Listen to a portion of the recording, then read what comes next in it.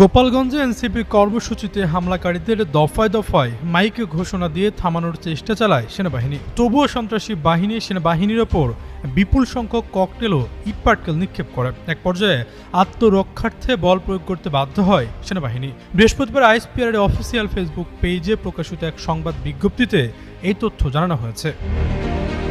বিজ্ঞপ্তিতে বলা হয়, গোপালগঞ্জ জেলায় একটি রাজনৈতিক দলের জুলাই পদযাত্রার অংশ হিসাবে আহ্বান করা জনসমাবেশকে কেন্দ্র করে এলাকায় একদল উশৃঙ্খল জনতা গত ১৬ জুলাই সংঘবদ্ধভাবে সদর উপজেলায় সন্ত্রাসী কর্মকাণ্ড পরিচালনা করে। এই ঘটনায় প্রাথমিকভাবে কয়েকজন পুলিশ সদস্য ও সাংবাদিক আহত হন। এছাড়াও শহরের গুরুত্বপূর্ণ স্থাপনা ও সরকারি যানবাহনে ভাঙচুর এবং অগ্নিসংযোগের ঘটনা ঘটে। পরিস্থিতি দ্রুত অবনতি হওয়ায় বাংলাদেশ সেনাবাহিনী ও স্থানীয় পুলিশ তাৎক্ষণিকভাবে হস্তক্ষেপ করে প্রাথমিকভাবে পরিস্থিতি নিয়ন্ত্রণে আনতে সক্ষম হয়। ওই রাজনৈতিক সংগঠনের সমাবেশ চলাকালীন মঞ্চে পুনরায়